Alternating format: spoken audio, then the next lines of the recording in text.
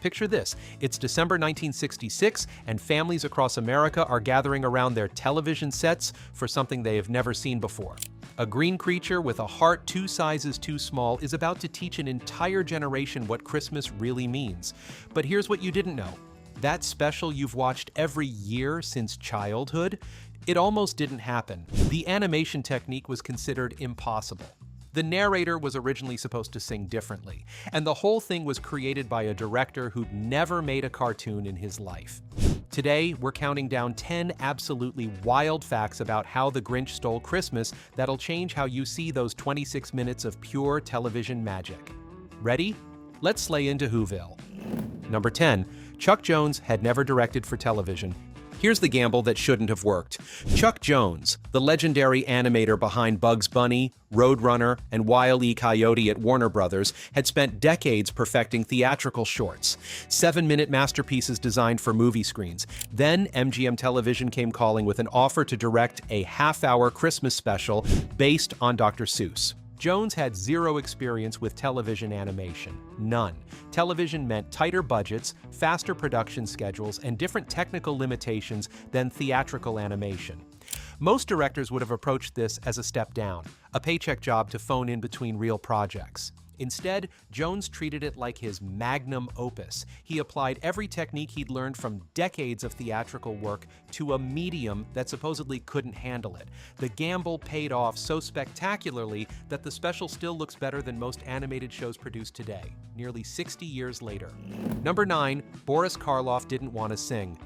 Everyone knows Boris Karloff's iconic narration. That warm, gravelly voice guiding us through the story became inseparable from the special itself. But here's the twist. Karloff initially refused to sing "You're a Mean One, Mr. Grinch." Karloff was a classically trained actor who'd built his career on dramatic performances. He'd terrified audiences as Frankenstein's monster. He considered himself a narrator and dramatic performer, not a singer. When producers asked him to perform the song, he flat out declined. The solution became one of television's most fascinating deceptions. Thurl Ravenscroft, the voice of Tony the Tiger and a professional singer, recorded "You're a Mean One, Mr. Grinch" with his deep, resonant bass voice.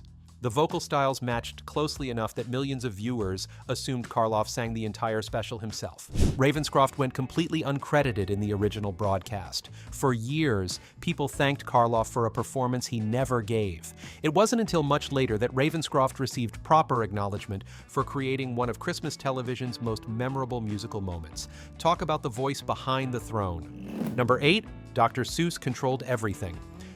Theodore Geisel, better known as Dr. Seuss, wasn't just some author who sold rights and walked away. He was intimately involved in every aspect of production, and he had ironclad approval authority written directly into his contract.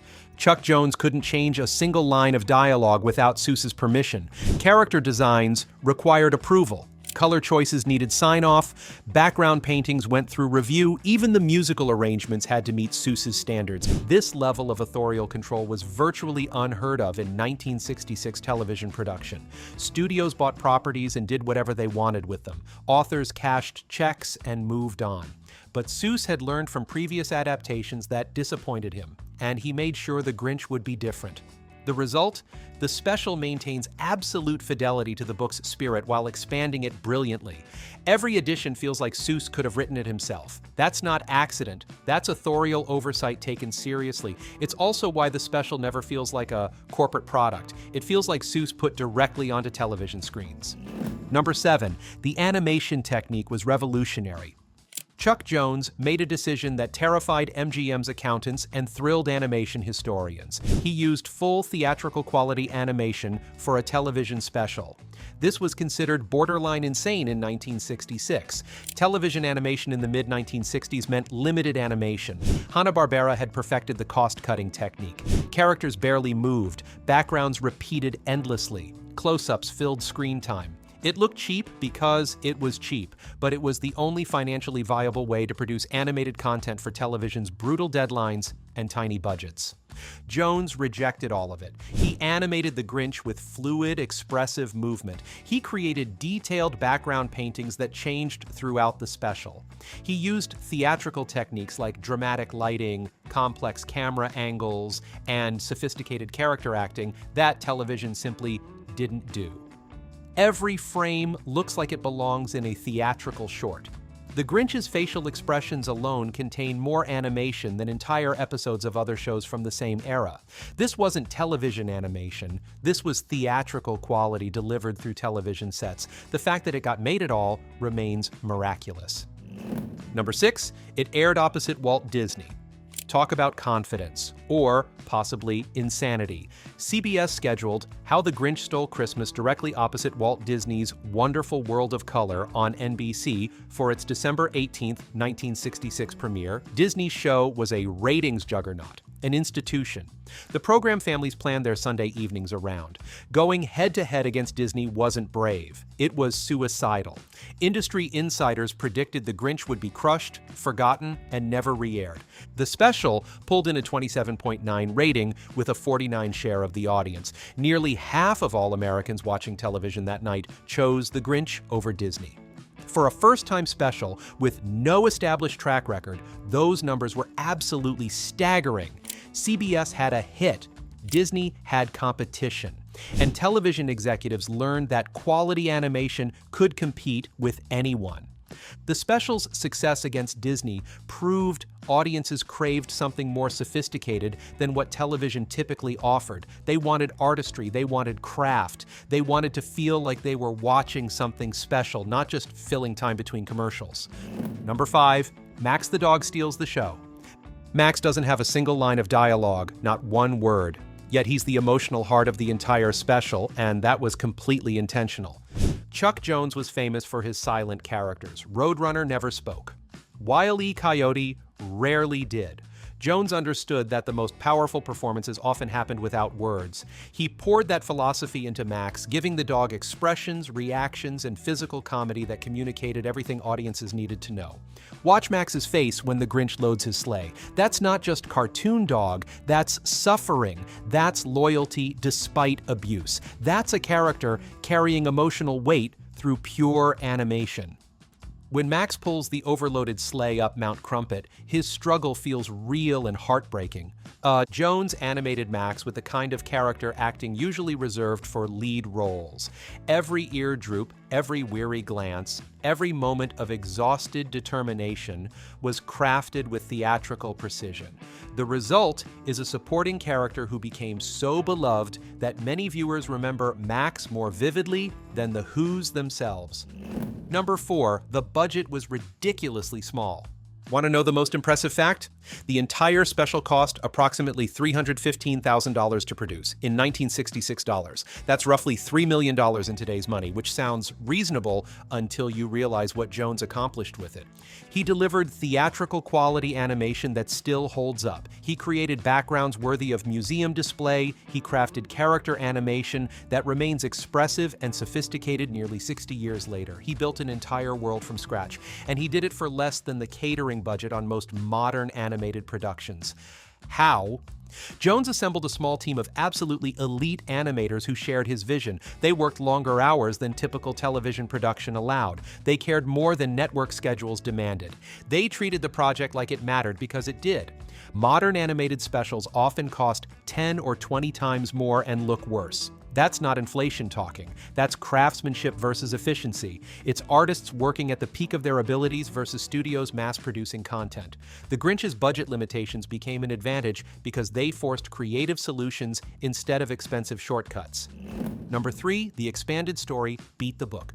Dr. Seuss's original book runs about 1,300 words. The special needed to fill 26 minutes of television. That meant Jones and Seuss had to expand the story significantly without betraying its spirit. They added entire sequences that feel completely natural. The Grinch's elaborate costume preparations. His interactions with Cindy Lou Who extended beyond the book's brief encounter. Max's struggles became more detailed and sympathetic. The Who's celebration gained depth and specificity. The Grinch's final redemption became a longer, more earned transformation. Here's the remarkable part. Most viewers can't tell which parts are original book and which are television editions. It all feels like Seuss. The expanded material maintains the book's rhythm, its rhyme scheme where appropriate, and its emotional beats perfectly. This is extraordinarily difficult to achieve. Most adaptations that expand short source material feel padded, stretched thin, obvious in their additions. The Grinch's expansions feel like discovered material, like Seuss had written them all along and they were just waiting to be animated. That's the mark of adaptation done right. The special improved on perfection without betraying it. Number 2, it saved Chuck Jones's career. By 1966, Chuck Jones was animation royalty, but he was also essentially unemployed. Warner Brothers had shut down their animation department in 1963, ending Jones's legendary run creating Looney Tunes characters.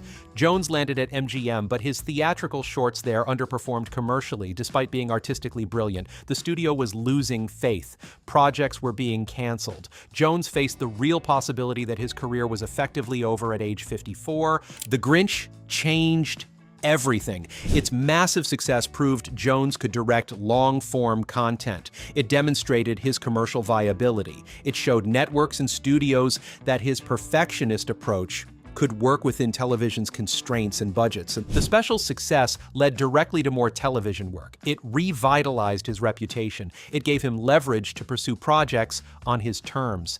Without the Grinch's success, Jones might have faded into retirement, another golden age animator unable to transition into television's new era. Instead, the Grinch launched the most successful phase of his later career. One special saved a legend. Number 1, it changed what Christmas television could be. Before The Grinch, Christmas specials were light, fluffy, and forgettable. After The Grinch, they could be art. The special proved that television animation didn't have to be cheap or rushed. It demonstrated that literary adaptation could honor source material while expanding it meaningfully. It showed that sophistication and entertainment weren't mutually exclusive. It established that audiences craved quality and would reward networks that provided it. Every prestige animated special that followed owes something to the Grinch. It opened doors. It raised standards. It proved that television could be a legitimate medium for artistic animation, not just a commercial dumping ground for cost-cutting content. The special has aired on television every year since 1966. That's nearly 60 consecutive years of annual broadcasts. Generations of families have made it required viewing. It's been praised by critics, beloved by audiences, and studied by animation students as a masterclass in the medium. Think about that achievement. One 26-minute special created in 1966 on a modest budget remains essential viewing decades later. It hasn't aged, it hasn't dated, it hasn't been replaced or forgotten. It's simply perfect, and it proved that television animation could be perfect too. Bonus fact, the rights battle almost killed it. Here's the fact that nearly erased The Grinch from television history. After its initial success, the special disappeared from annual broadcast for several years in the 1970s due to complex rights negotiations between Dr. Seuss's estate, MGM, and various networks. Different entities controlled different rights: the animation rights, the musical rights, the character rights, the broadcast rights. Getting everyone to agree on terms and compensation became a nightmare that almost permanently shelved the special. It wasn't until Ted Turner purchased MGM's library in the 1980s that the rights finally stabilized enough for reliable annual broadcasts. For a while there, one of television's most important Christmas specials was trapped in legal limbo, unavailable to the generation that needed it most.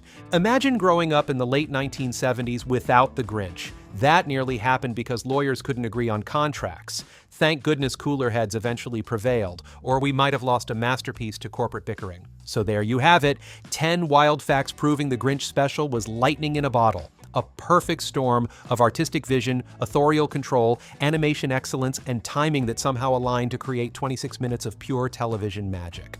From Chuck Jones gambling his reputation on theatrical quality for TV, to Boris Karloff's narration hiding Thurl Ravenscroft's singing, to budget constraints breeding creativity instead of compromise, every element came together impossibly well. The special endures because it was made by people who cared more than the medium required. It survives because it honored its source material while expanding it brilliantly. It remains essential viewing because it proved television animation could be art. Maybe that's the real lesson The Grinch teaches. Sometimes the heart of something grows 3 sizes, not in spite of limitations, but because of them. Now go watch it again with fresh eyes. You'll never see it quite the same way.